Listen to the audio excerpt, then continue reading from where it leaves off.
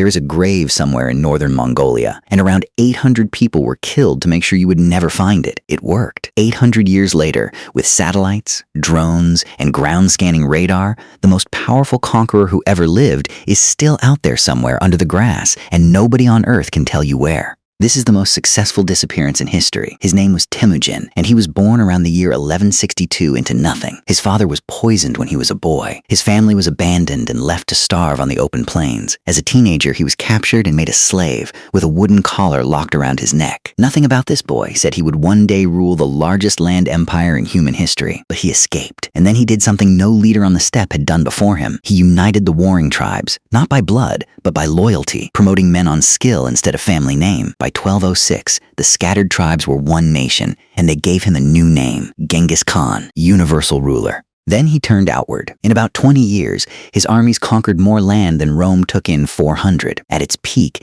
his empire ran from the Pacific Ocean to the edge of Europe, about a fifth of all the land on the planet, under one man. His conquests killed so many people that the world population dropped. Whole cities were emptied. The estimates run into the tens of millions. He could be ruthless. Cities that resisted were wiped off the map. He also built one of the first international postal systems, guaranteed freedom of religion across his empire, and made the trade roads so safe that people said a woman could walk across the whole empire alone carrying gold. And he did all of it without ever learning to read or write a single word. So when this man died, you would expect the grandest tomb in the world, a pyramid, a monument, something. Instead, in 1227, he died, and the details vanished so fast that we still cannot tell you how it happened. The official record is almost nothing. One line: he ascended to heaven. Everything else is a guess. Maybe he fell from his horse, maybe an arrow wound, maybe illness, or even the plague. We know what year he was born, what he conquered, how he ran his empire. The one fact missing is how the most famous man alive actually died, and that was not an accident. It was the plan. To understand why, you have to understand one mountain. It is called Burkhan Khaldun, and to Genghis, it was the most sacred place on earth. As a young man on the run, he hid on that mountain and it saved his life. He swore he would honor it forever,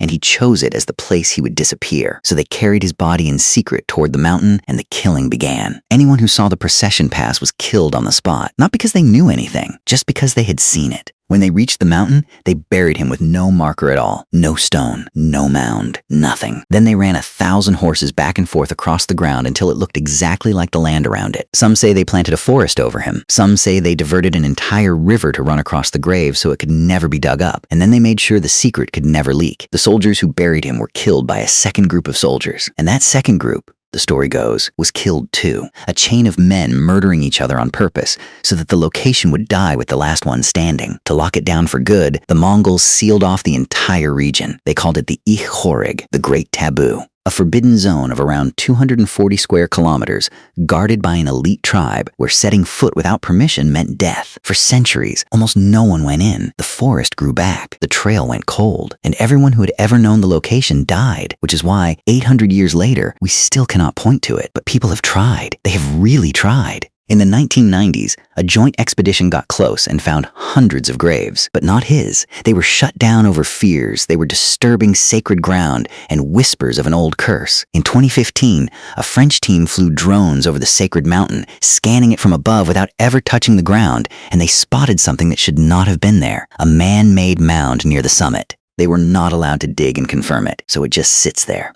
Maybe. Down there, if the legends hold, are the grave goods of a man who looted the richest cities of his age. Gold, jewels, treasures pulled from China to Persia, one of the greatest untouched hoards in history. And yet the ground stays sealed, and the treasure, if it is real, stays exactly where he left it. Then came the most famous search of all. A scientist named Albert Lin took satellite images of the whole region and asked thousands of strangers on the internet to help him scan them for anything unusual. Tens of thousands of volunteers tagged strange shapes in the landscape. It was one of the first times the internet tried to solve an ancient mystery together. They found roads, structures, possible burial mounds, and still, nothing that could be confirmed as the grave. And honestly, a lot of Mongolians hope it stays exactly that way. To them, this is not a treasure hunt. It is the resting place of the father of their nation, a man who asked, very clearly, to be left alone. Every other great ruler left a tomb you can walk into. a pyramid you can photograph, a name carved into marble. Genghis Khan left a field so ordinary you could stand on top of him and never know it. He spent his whole life being seen by the entire world, and in death he did the one thing all that power could never buy him in life. He vanished. And every year that passes with all our satellites and radar finding nothing, the man who conquered the world keeps winning one last war, the war to stay hidden.